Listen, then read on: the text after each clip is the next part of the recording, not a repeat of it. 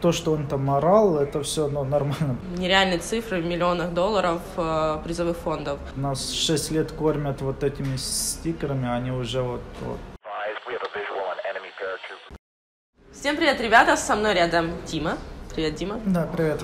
У тебя сейчас очень много людей берут интервью, и англоязычные, и русскоязычные. Как тебе вот быть, грубо говоря, медийной личностью? Да, сложно, потому что надо много общаться, скажем так, с фан-базой. А если ты не будешь этого делать, тебя никто не будет смотреть. Поэтому, это часть работы. Как ты относишься, вот были тоже недавно, опять же, разговоры о том, что там тот же игрок СМУЯ кричал во время матча. Тот же Сеня, мы знаем его известную фразу, тоже кричал много очень интересных вещей.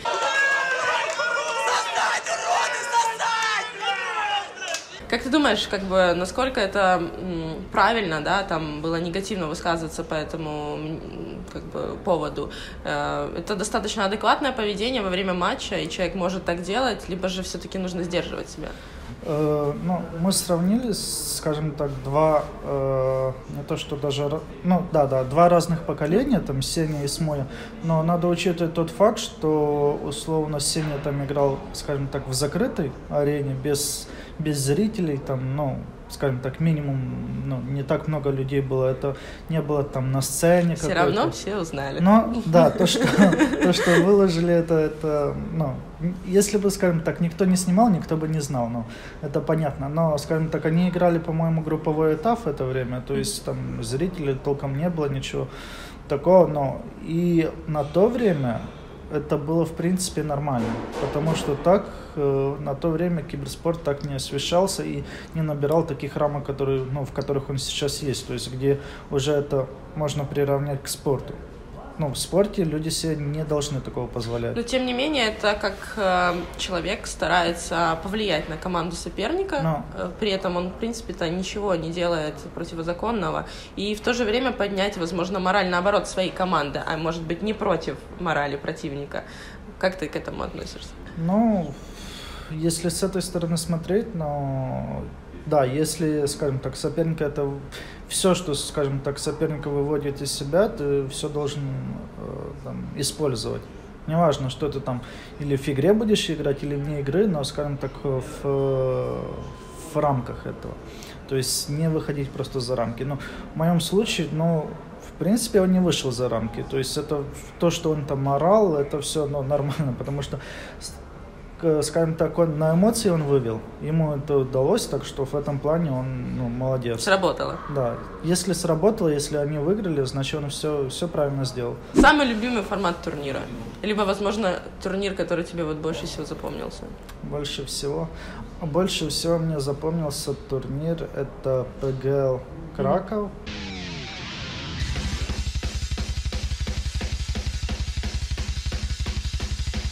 Там нам еще взяли, то есть там были билеты полностью от начала групповой стадии до конца игры.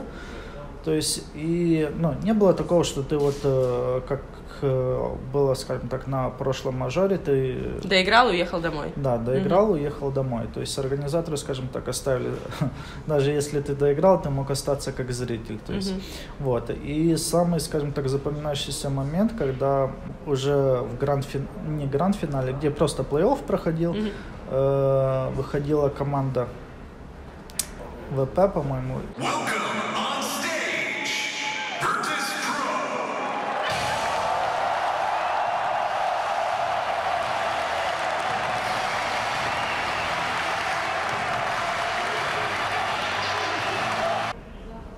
Поддержка, да, ВП? ВП поддержка, там просто... то же самое в Катовице происходит. Да, там просто нереально. И помимо этого, скажем так, когда еще там первая игра была команды СК Gaming на тот момент, и мы сидели на трибунах, я смотрю, а там постер с игроками, то есть постеры игроков такие, просто огромные, очень красивые. Я для себя думаю, когда я там буду, когда уже придет это время. То есть я думаю, надо просто больше стараться, вот и все. И когда-то, надеюсь, скажем так, и я сыграю там в плей-оффе. Какой вот самый необходимый сейчас, какое самое необходимое изменение вот на данный момент ты бы хотел, чтобы Valve внесли? Вот прям... Они сделали вот в плане экономики. Это очень важное изменение, но мне кажется, еще было бы важнее, если бы не только первый раунд получал бонус, а если бы после каждого ресета было плюс 1900. Но тогда надо было бы уменьшать, наверное, урон от пистолетов, потому что игрокам бы не было смысла вообще делать, скажем так, какой-то эко, там бы было бы просто лесенка. Тот берет форс, тот берет, потому что, скажем так, экономика позволяла бы брать, возможно, даже 2 подряд и так далее. То есть, и, возможно, если такое делать, надо пересмотреть, скажем так, пистолеты, потому что если вспоминать времена 1.6, там, чтобы выиграть с пистолета, у тебя один шанс был, это дропнуть 2 дигла, и чтобы эти диглы по ваншоту поставили. Все, больше никаких шансов у тебя не было взять там, пистолеты против там эмки и так далее. То есть, а здесь пистолеты, прыгают, стреляют, бегают, не знаю, если у них второй армор, очень сложно убить. Как ты думаешь, вот недавно были данные о Dota 2 и количестве их турниров, там меньше 100, по-моему, 83, нереальные цифры в миллионах долларов призовых фондов. И сравнение с Counter-Strike, который идет на 2-м месте, там что-то, по-моему, 200, 500, или 500, да, там что-то, но очень большая цифра турниров, и призовой фонд намного ниже. Как ты думаешь, что лучше для вот именно киберспорта? Больше турниров и меньше призовые фонды, либо же меньше турниров и побольше призовые фонды? Мое мнение, что надо четко разделить сцену на тир-1, тир-2 и, скажем так, тир-3. И чтобы тир-1 команды не ездили на турниры тир-2 команды, а у тир-2 была возможность там, скажем так, если проходишь какой-то там, не знаю, турнир или выиграешь подряд там 2 турнира тир-2, ты попадаешь на турнир тир-1. Какого-то такого плана. И, соответственно, турниры должны быть только там для тир-3 и там чуть ниже команд, чтобы они вместе, там, скажем так, соревновались. Чтобы была четкая иерархия.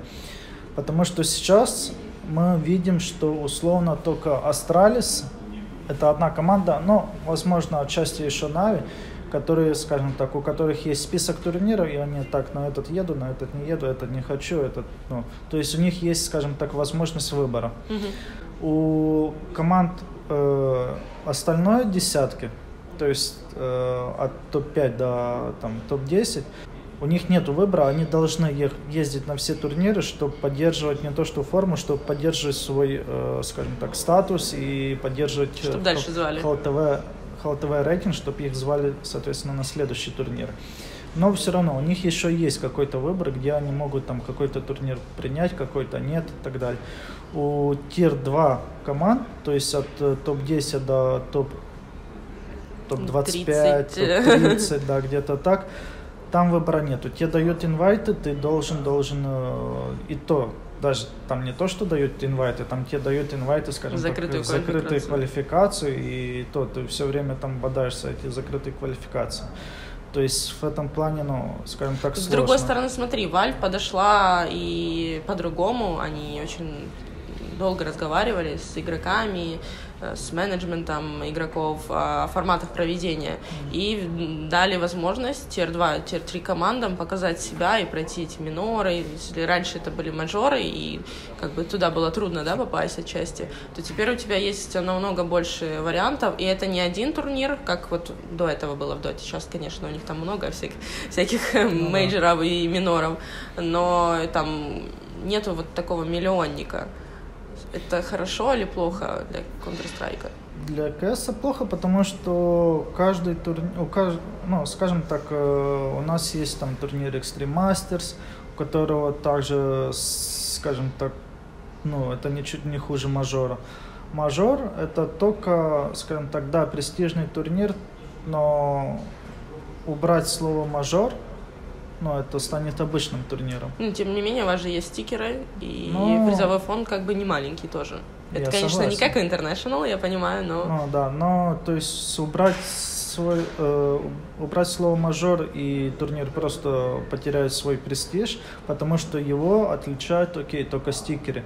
Но если взять другие турниры, можно вот опять ввести там кейсы, вот, по-моему, Hill Case, вот этот турнир для Tier-2 команд, где там собирали также на сайтах, по-моему, то, что кейсы открывают, и ребята с этого там получают какие-то деньги, процент там от продаж и так далее. То есть то же самое может любая другая, там, скажем так, турнир, ну, любой другой турнир может то же самое сделать, только, скажем так, ну, у них нету прав, скажем так, чтобы продавать там разные рулетки и тому подобное. Поэтому, чтобы, скажем так, организовать такой турнир, надо много, скажем так, денег, вот и все. То есть в International, ну, есть компендиум, есть много плюшек, а в КС сейчас, ну, ничего нету. Нас 6 лет кормят вот этими стикерами, они уже вот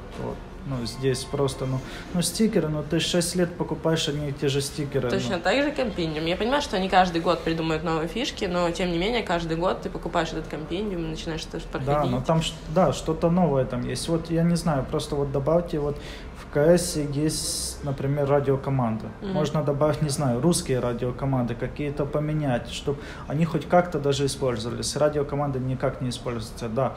Сделали граффити, окей, но когда это обновление уже было с этим граффити, не знаю, сделайте какие-то, может, чуть модельки по-другому, еще что-то. На нюке вот поменяли? Ну, на нюке только, но я имею в виду даже, скажем так, платное что-то, чтобы вот как скины, что они меняют, скажем так, визуализацию, но на игру никак не влияют. То же самое можно и в CS там сделать. Ну, то есть, но надо чуть больше креатива, скажем так. В дота-структуре вот это есть, скажем так, креативные люди, но которые над этим занимаются. В КС, как видим, там, не знаю, 1,5 человека занимается КСом. Да, в последнее время начали уже что-то придумать, начали там апдейты выпускать, но это, скажем так, только из-за того, что уже там, не знаю, может, Гейбен пинки дает, что давайте уже там двигайтесь, хоть что-то сделайте, как этот мем.